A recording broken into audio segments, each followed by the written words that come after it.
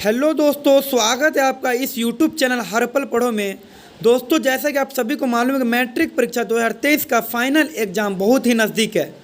और दोस्तों, कुछ बच्चे ऐसे भी हैं जो इन कम समयों में चाहते हैं कि हम अच्छे तरीके से तैयारी करके अच्छे से अच्छे नंबर से हम पास होए। तो दोस्तों, मैं उन सभी को कहना चाहता हूं कि आप लोगों की घबराने की ज़रूरत नहीं है, एवं उन बच्चों से जिन्होंने अभी तक किताब का पन्ना भी नहीं खोला है।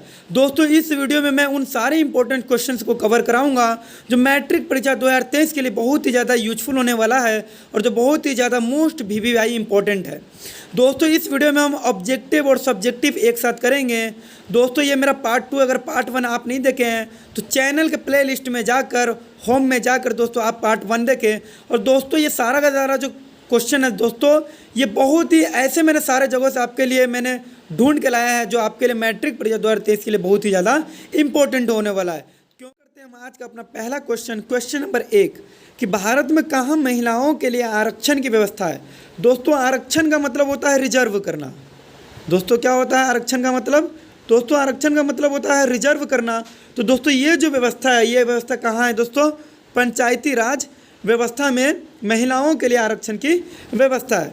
दोस्तों, आगे बढ़ते हम चलते हैं क्वेश्चन नंबर 2। क्वेश्चन नंबर 2 में क्या लिखा हुआ है कि भारतीय रिजर्व बैंक की स्थापना कब हुई। दोस्तों, अगर आप जानते हैं कि भारतीय रिजर्व बैंक किस देश की सबसे बड़ा बैंक है तो आप हमें कमेंट करके इसका उत्तर जरूर बताएं। तो दोस्तों, 1935 में भारतीय रिजर्व बैंक की स्थापना हुई।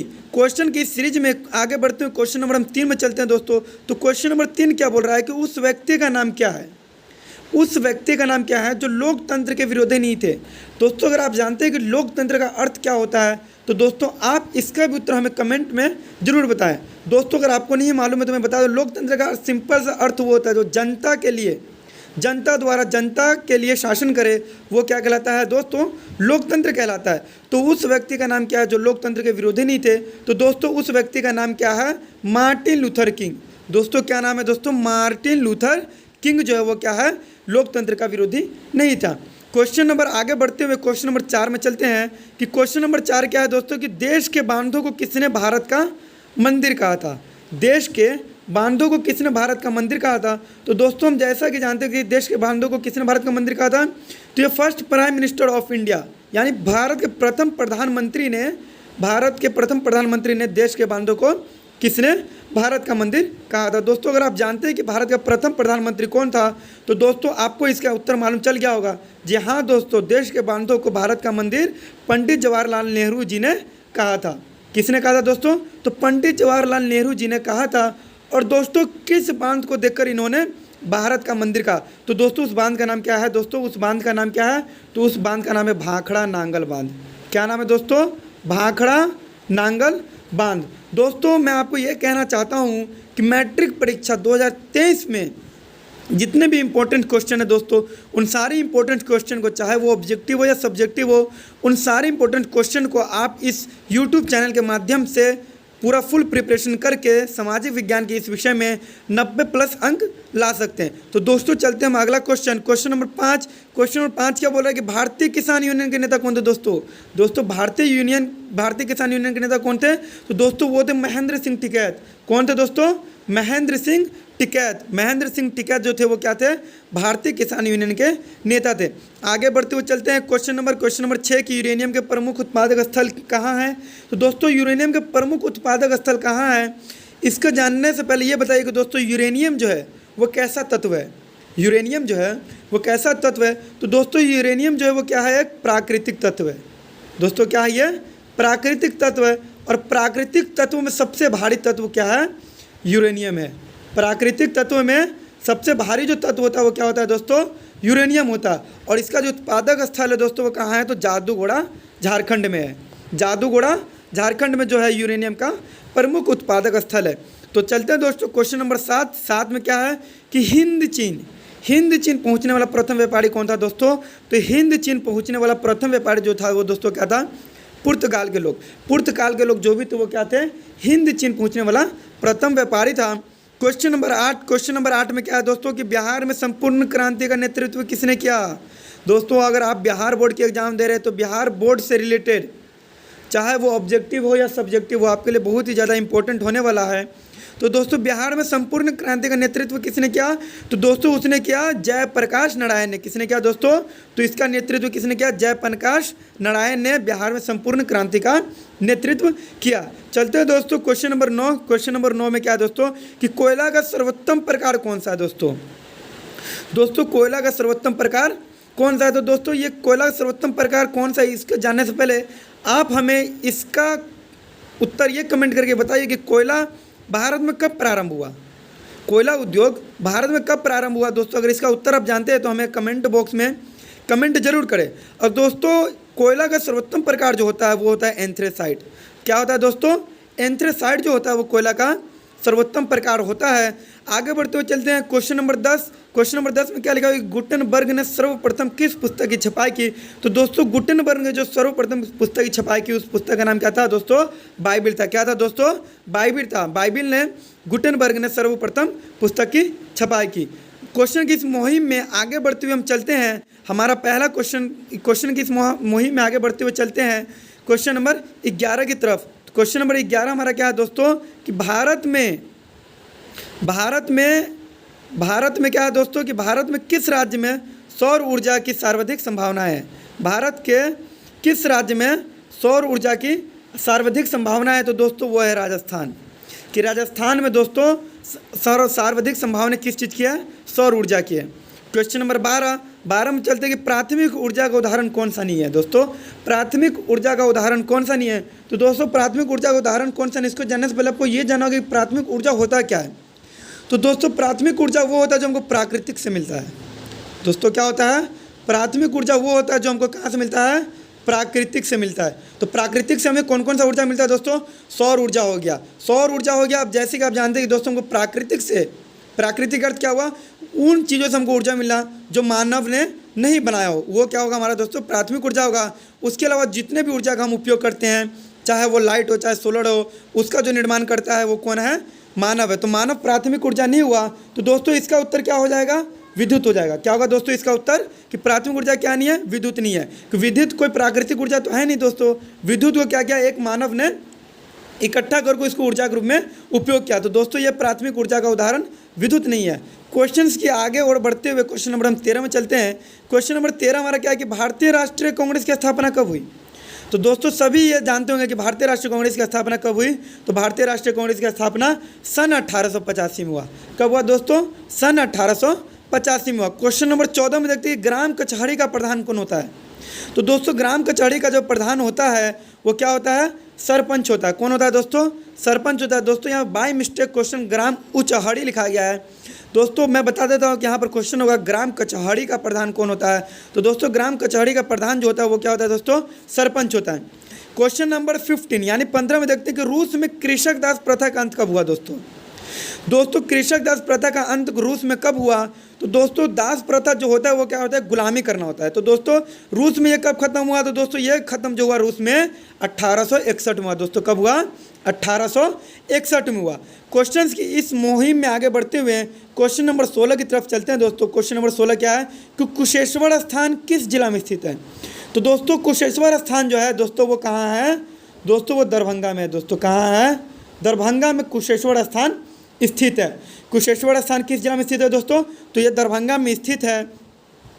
अब बाढ़ क्या है दोस्तों? बाढ़ क्या है दोस्तों? यहाँ पर देखिए बाढ़ जो होता है क्या वो किसी मानव के द्वारा लाया जा सकता है?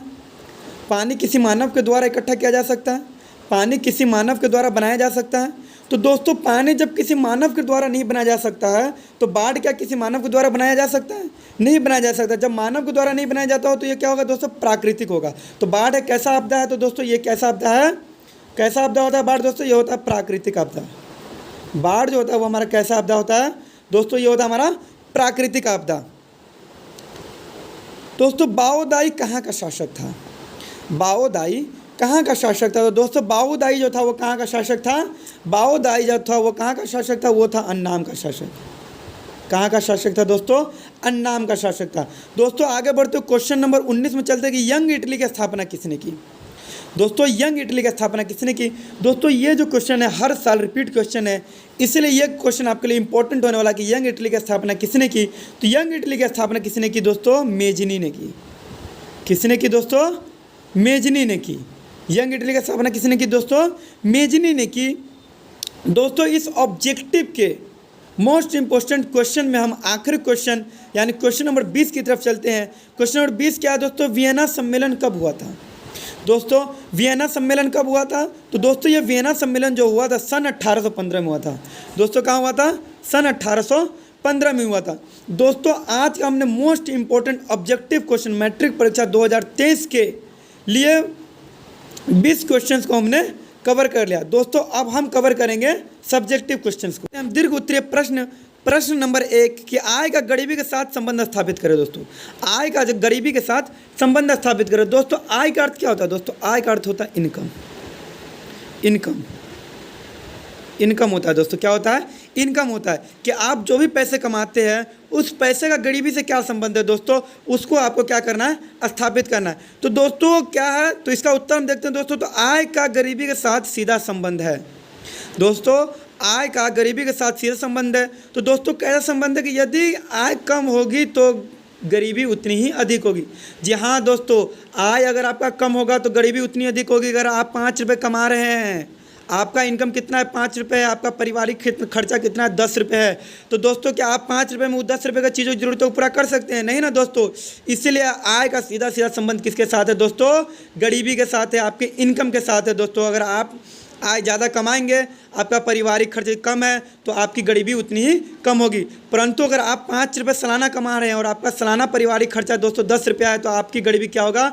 उतना ही जटिल होगा, उतना ही क्या होगा? ज़्यादा होगा। दोस्तों जीवन स्तर निम्न होगा और पूंजी निर्माण भी नहीं होगा। जी हाँ दोस्तों, आपका जीवन स्तर क्या हो जाएगा? नीचा हो जाएगा और आप किसी भी चीज़ को नहीं खरीद सकते हैं, इसलिए पूंजी निर्माण भी नहीं होगा। अशिक्षा एवं अज्ञानता के कारण गरीब परिवार की अगली पीढ़ी गरीब रह जाती है। बेशक दोस्तों मान लीजिएगा कि आप अभी हम बताएं कि आप 5 रुपये कमा रहे हैं। आप कितना रुपये कमा रहे हैं दोस्तों? अगर आप 5 रुपये कमा रहे हैं, पारिवारिक खर्चा आपका 10 रुपया है, तो दोस्तों आप तो इस पैसा में इतना तो पूरा कर नहीं सकते हैं। तो दोस्तों आप अपने बच्चे को पढ़ा सकते हैं, आप अपने बच्चों को शिक्षा दे सकते हैं। दोस्तों शिक्षा में भी पैसा खर्चा होता है, पर दोस्तों आपको यहाँ पारिवारिक खर्चा आपका पूरा नहीं हो पा रहा है, तो क्या आप अपने बच्चों को अच्छा शिक्षा दे सकते हैं? नहीं दे सकते हैं। क्या दोस्तों? तो इसी कारण क्या होता है? अशिक्षा एवं अज्ञानता के कारण गरीब परिवार की अगली पीढ़ी गरीबी रह जाती है। दोस्तों बिहार राज्य इसका उदाहरण है। बिहार राज्य दोस्तों इसका उदाहरण है कि राज्य में प्रति व्यक्ति आय कम होने के कारण गरीबी यहाँ सर्वाधिक है। दोस्तों प्रति व्यक्ति आय का मतलब क्या होता है दोस्तों? एक व्यक्ति की आय। प्रति व्यक्ति का आय का मतलब क्या होता है दोस्तों? एक व्यक्ति का आय कितना है? तो दोस्तों एक व्यक्ति का आय जो है हमारे बिहार राज्य में क्या है? बहुत ही ज़्यादा कम है। इसी आधार पर बिहार राज्य क्या है? इसका उदाहरण है कि बिहार राज्य में प्रति व्यक्ति आय कम होने के कारण बिहार जो राज्य है वो क्या है? सबसे ज़्यादा गरीबी वाला राज्य है।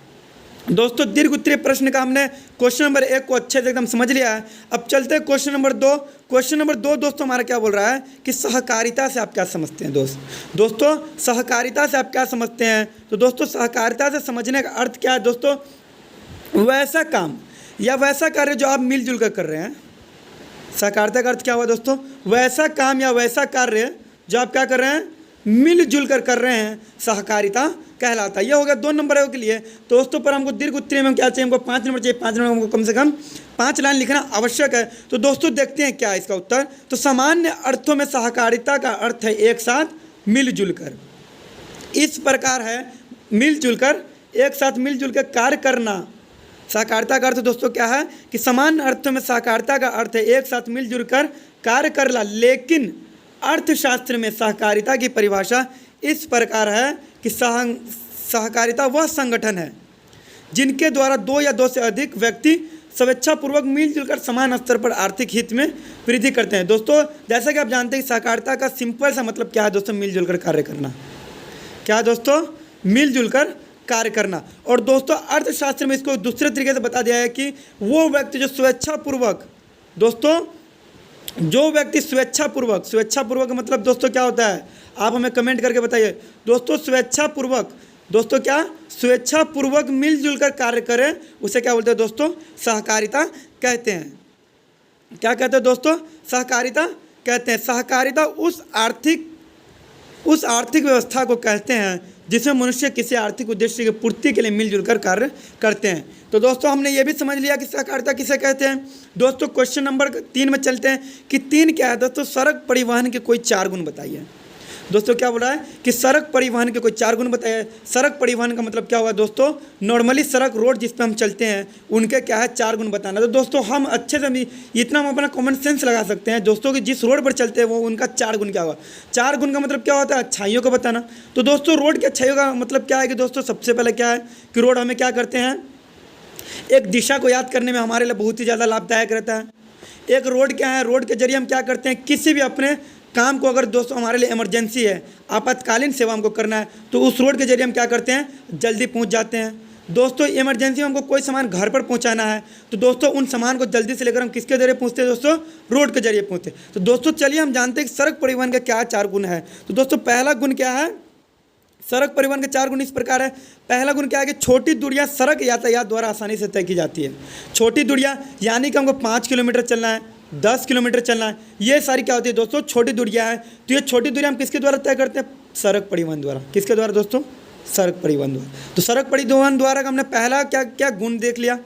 अब दूसरा गुण जानते हैं दोस्तों, दूसरा गुण क्या है। तो दूसरा गुण है कि सड़क मार्ग द्वारा शीघ्र नष्ट होने वाली सामग्रियों को आसानी से पहुँचाया जा सकता है। दोस्तों मान लीजिए कि सड़क है, एक सड़क है दोस्तों, सड़क न रहे, अगर हम आपको कह दें कि पेड़ है, एक सामान है, कोई सामान है जो आपको क्या करना है दोस्तों 10 मिनट में, दोस्तों मैंने आपको क्या किया दोस्तों 10 मिनट में एक सामान है, एक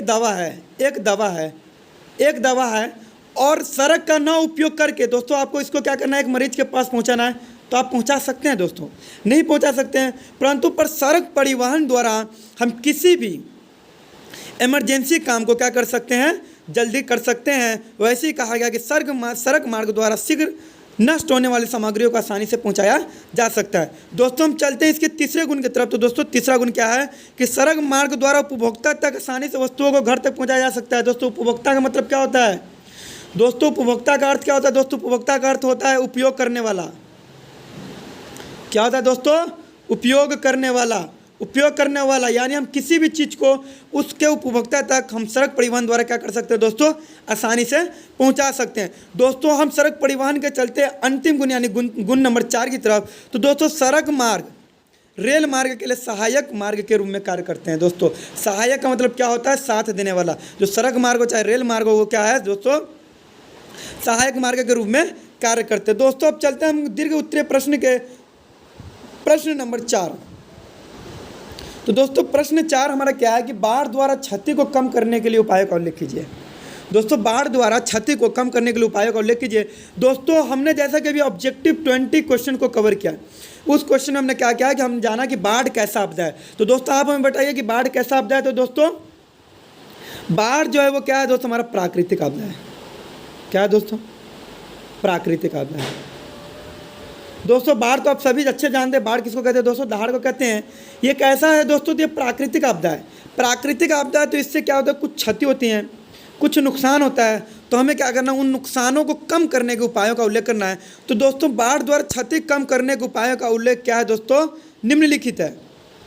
कि इससे क्या होता है दोस्तों, इससे क्या होता है, इससे हमारा क्या होता है कि अत्यधिक जान माल की क्षति होती है। इससे क्या होता है दोस्तों, हमें अत्यधिक जान माल की क्षति होती है। हमें उसे रोकने के लिए निम्न बातों का ध्यान रखना चाहिए। दोस्तों वो बातें क्या है, तो पहला, एक नदी किनारों पर एवं नदी की ओर ढलान पर मकान का निर्माण नहीं करना चाहिए। दोस्तों अब जानते हैं कि बाढ़ है, तो बाढ़ किसका कार्य है दोस्तों, तो बाढ़ जो एक पानी का कार्य है।